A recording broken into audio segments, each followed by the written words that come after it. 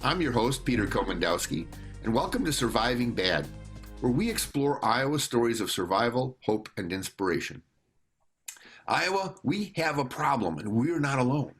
The unintended consequences of alcohol and intoxication can suck the health and happiness out of people's lives.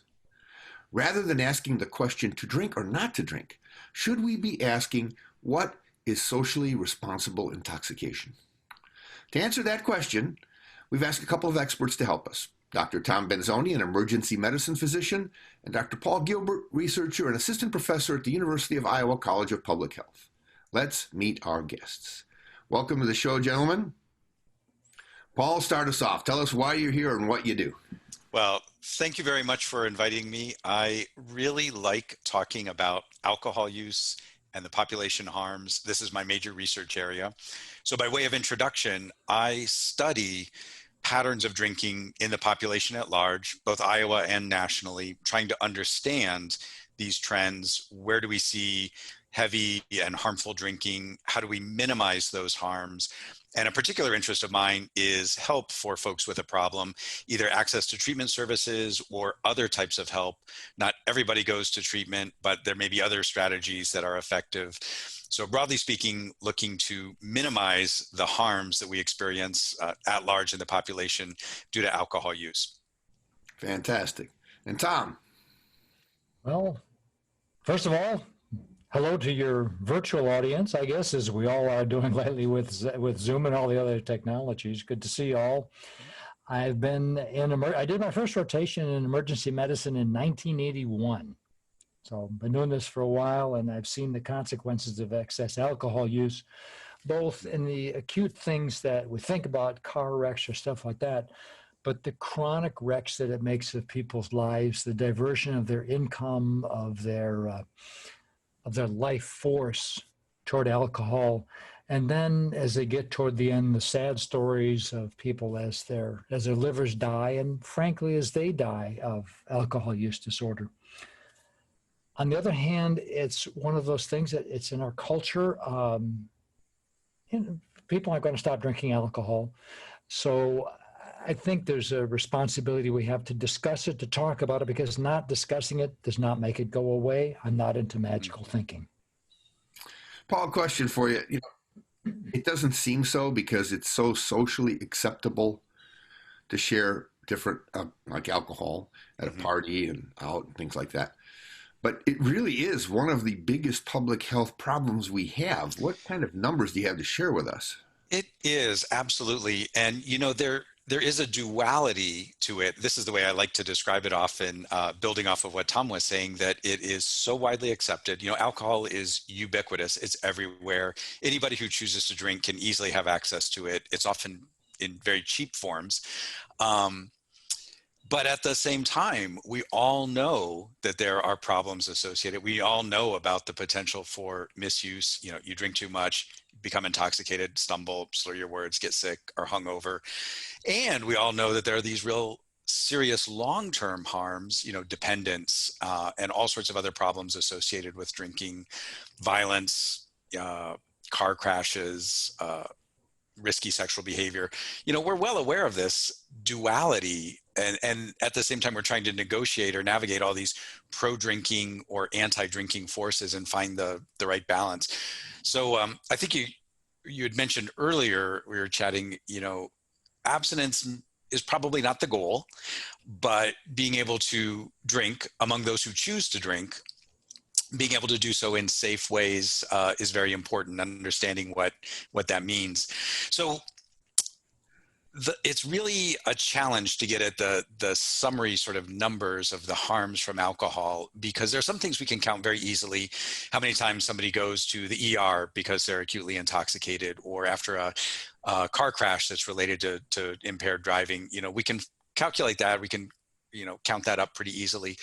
But there's a whole lot of other effects: lost workplace productivity, or property damage, or even criminal justice involvement that may not be so clear, or the connection may not be so clear to drinking. It may be there, but it may be hard for us to piece that together. But some of the latest figures that I've seen at least in terms of economic burden, is that it's close to $2 billion a year in Iowa, all total, these different forms of impact of alcohol. So the expenses related to drinking, so medical and healthcare, criminal justice costs, property damage, lost workplace productivity, other sorts of things. There are some folks who did a really sophisticated analysis, and it's really shocking when you look at that number, just shy of $2 billion in total costs. There was a nice report that came out just several months ago from the CDC estimating the annual number of deaths related to alcohol in the United States at large. I didn't see that for Iowa yet, but there was something, if I'm remembering correctly, like 93,000 deaths per year attributable to alcohol as the direct or underlying cause. So there's a really substantial burden on our health, on our functioning as a society that a lot of times we just aren't aware of, or we dismiss maybe a little too readily, a little too easily. Well, these are great points. And I want to continue this because I want to ask Tom a question when we come back after the break. When we do come back, we'll sort of continue the conversation on socially responsible intoxication. See you all after the break. You don't want to miss this.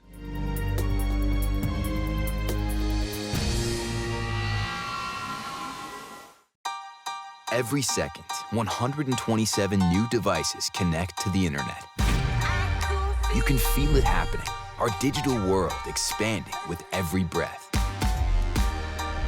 We're entering a whole new era of connectivity, and Mediacom will be ready to power it with one of the nation's first 10G platforms. We'll be bringing you more speed, more capacity, more security, and the power to do more than you ever dreamed possible.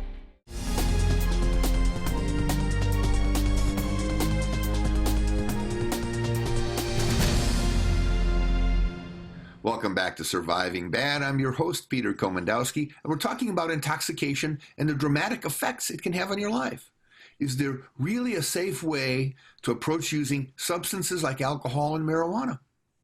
You know, a lot of people do this for pleasure, do this for fun, yet occasionally people find themselves in a place called the emergency room.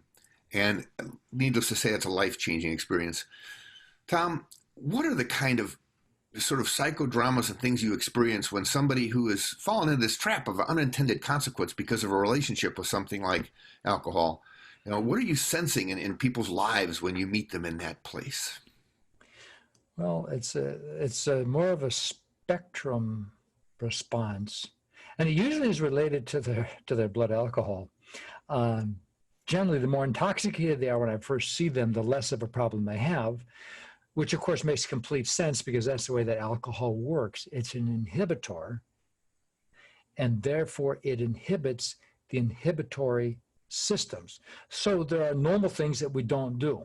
Okay, on camera, I'm not going to be busy taking my shirt off. Why not? Who cares? There's nobody else in the room with me, because I have an inhibition to doing that in public.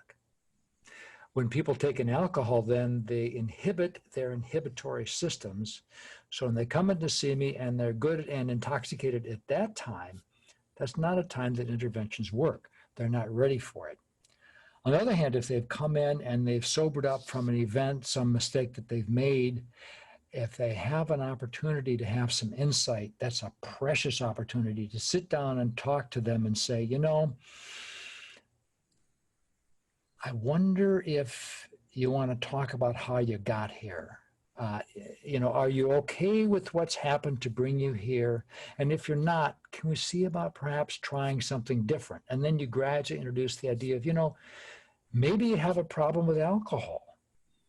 So are you interested in learning some more about it? Are you interested in not doing the same dumb thing over and over again and getting these same results? Of course, you don't say the second part.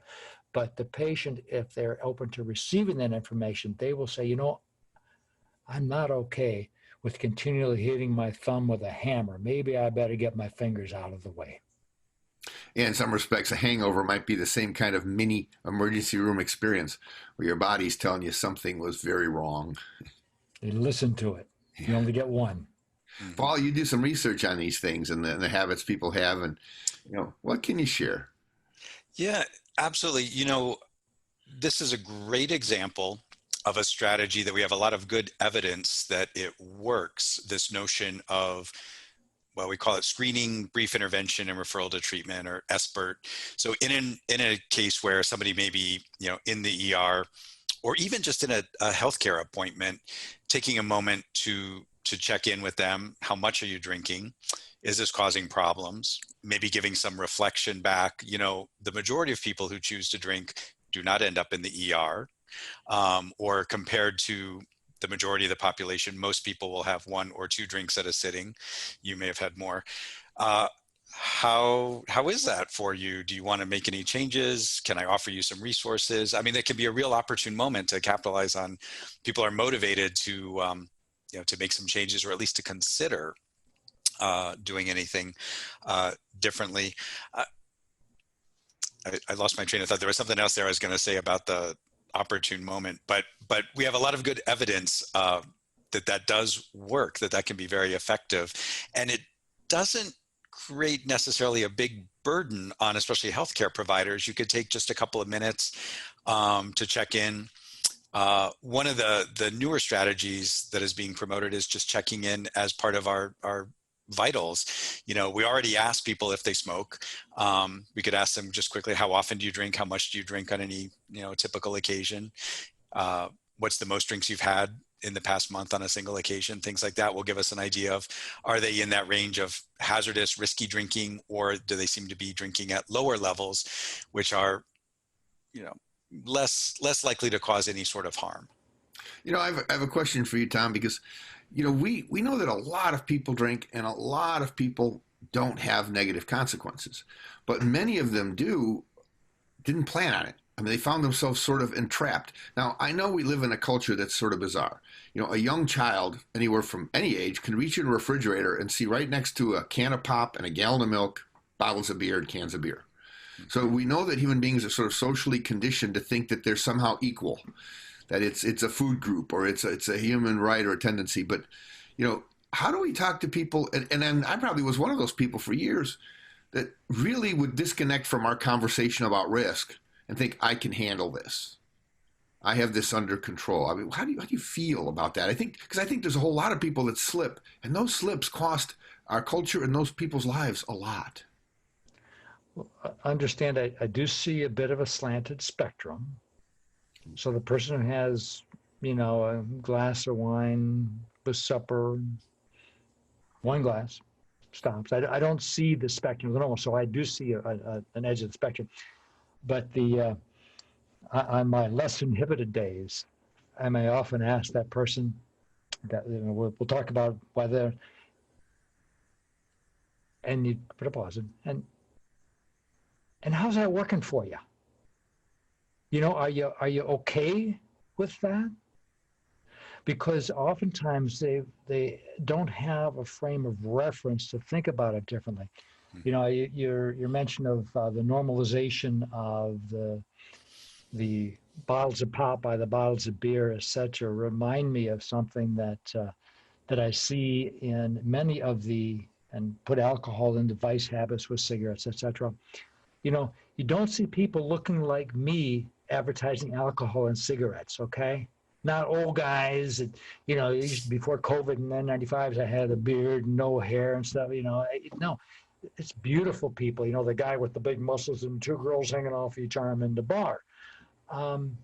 We have beautified that, and yet, do we beautify rutabaga? I don't know what rutabagas are, actually.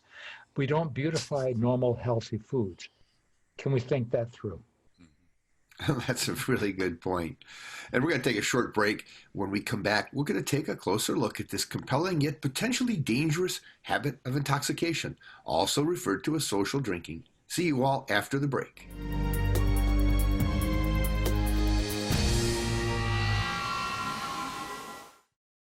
There are everyday actions to help prevent the spread of respiratory diseases. Wash your hands.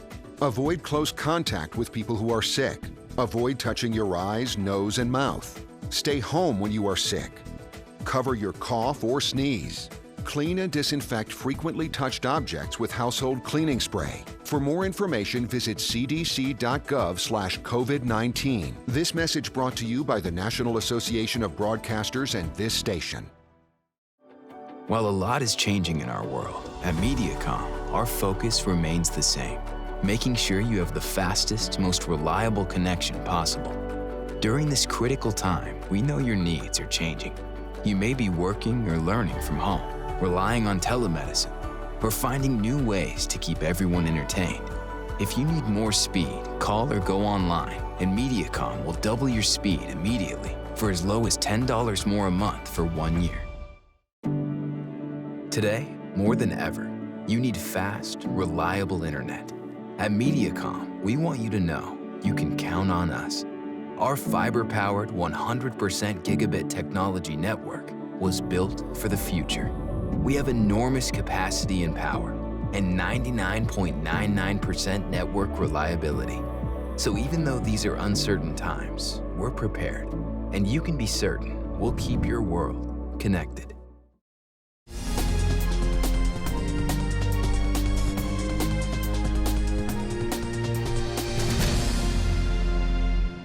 Welcome back to Surviving Bad. We're talking with Dr. Tom Benzoni and alcohol researcher Paul Gilbert, and we are asking the question, can alcohol and other intoxicants be tamed for socially responsible use? And Paul, you were saying that there are some new guidelines that may help people. Yeah, I think this is something that probably most folks in the general population aren't aware of, that we actually have recommended limits or sort of thresholds, what we consider, low risk drinking versus heavy hazardous high risk drinking. So for a long time, we've had different recommended levels for men and women. This is mostly in response to differences just in the physiology. Male and female bodies will metabolize alcohol at different rates, and there's different things that affect that: body fat, water, hormonal milieu.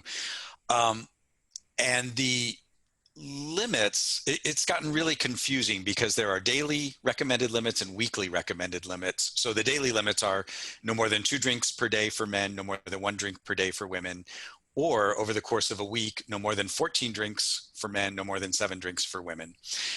And the Food and Drug Administration and USDA, Department of Agriculture, combine forces to produce our dietary guidelines, the recommendations for all sorts of things that we're eating and drinking and consuming. Alcohol is one of those, and they are in the process of updating their recommendations to actually reduce that recommended limit for men, so that for men and women now, they're going to recommend no more than 1 drink per day. So that is what they would consider low risk levels of drinking. We can't really say it's 0 risk, because it's entirely possible somebody could have 1 drink and then get in the car and have a car crash that is a result of the alcohol use, or some other event might happen. But it substantially limits or reduces the likelihood of experiencing other sort of adverse effects, developing dependence, other sorts of things that may be the result of alcohol use, especially developing cancers later in life, cognitive decline, all sorts of other health problems. But I'll tell you, that hasn't been finalized, and there's a lot of contention about that. People do enjoy drinking. The folks who do choose to drink, I mean, there's good reasons that they do, because they like the effects. The psychoactive effects of alcohol on the body are pleasurable in most cases, and that's what people are after. But, we are looking at revising these guidelines to bring down that burden of harm overall in the population at large, in the state of Iowa at large. If we were to follow this, we would reduce some of these financial and health impacts and the social impacts of drinking. But now, Tom, this is not, at some point, as Paul's pointing out, these guidelines, those are sort of intelligent guidelines. Now, there's something unique, or many unique things that happen, but things that happen when people ingest an intoxicant, and then the ability to use the brain, cognitively to either adhere to a speed limit to determine whether they're capable of driving, or even fundamentally that it's okay to break a rule like having another drink. What's going on in people's lives? I mean, what's driving people to sort of, it's great to have guidelines, and we know they make sense, but not all people's actions in regard to alcohol make sense. It's one of the funniest observations. That it's not amusingly funny. It's strange funny. observations that I've had in the decades of working in an emergency department. Everybody tells me they had 2 beers. I got to tell you, those must be the new 128-ounce sizes, because you can actually do Ohio and a couple of universities have online alcohol calculators. You can put the person's blood alcohol in and back calculate how they got there. And it's a stunning amount that people will take in. The problem is that that's the inhibitory effect that we were talking about earlier. It can inhibit a person's ability to see themselves as they actually are, which, as Dr. Gilbert was just saying, that's part of the psychoactive effects. I mean, you give somebody enough alcohol, I'm going to look good. The beer goggles concept. The beer goggles. The world starts looking better. Yeah. Well, so now, I also grew up with the idea that if you had a drink what made you an alcoholic wasn't maybe how much, but how often you drank. So if you drank every day, if the recommendation's coming out that you could have 1 beer a day, that sounds to me like we're pushing an envelope of risk by building this habit into a daily action with substances like alcohol that naturally sort of are prone to addiction, prone to stimulating a response to want more, a dopamine response, where people want to ingest more. Are we sort of playing with fire? And I mean, but maybe it's just the people should look at that and say, yep, 1 drink, that's what's recommended, and I'll be safe. Mm-hmm. Mm-hmm. I think that's the confusion between what's the minimum recommended intake of iron, vitamins, etc., and the maximum. There is a toxic dose, for instance, of vitamin A as well. Mm-hmm. So I think the FDA would have to be clear on this. The toxic dose is more than 1 a day. It's saying minimum. So basically, it's just it can be a framing question of how the recommendation is put. The toxic before we dose come is to great. break and get some things from here, we're basically saying that there is a path for socially responsible drinking. It's probably not what everybody wants to hear, and it's not an easy thing to adhere to. That makes sense to both of you? And I think there could be an alternate path as well. Well, when we come back to the break, we're going to talk about that. Because after a short break, we're inviting Tom and Paul to share some final comments and some good advice when you're trying to have fun. Thanks for watching us. We'll see you after the break. You don't want to miss this.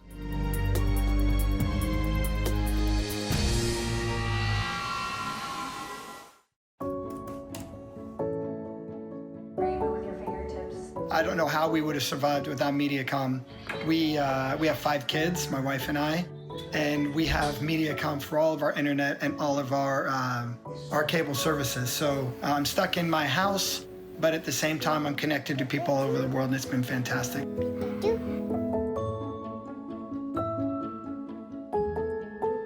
Thanks to Mediacom, I've had reliable internet to continue to work business as usual, that I can continue to provide for myself and my family.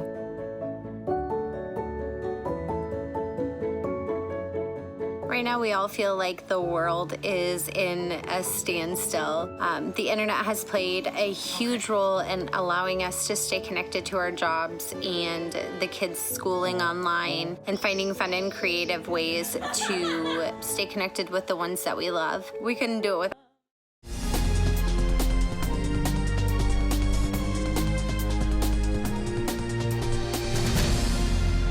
Today on Surviving Bad, we're taking a moment to talk about socially responsible intoxication. Though that is a slippery slope, our guests do have some advice that can help you have more fun. Paul?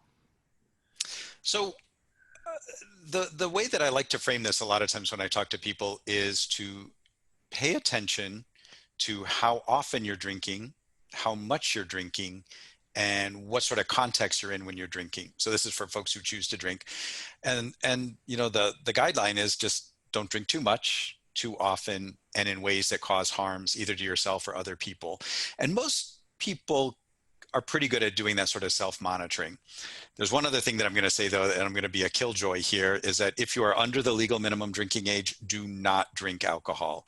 The more that we know about the brain and how it develops and how long it takes to develop, the more we understand how dangerous alcohol exposure is at any point until the brain is fully developed.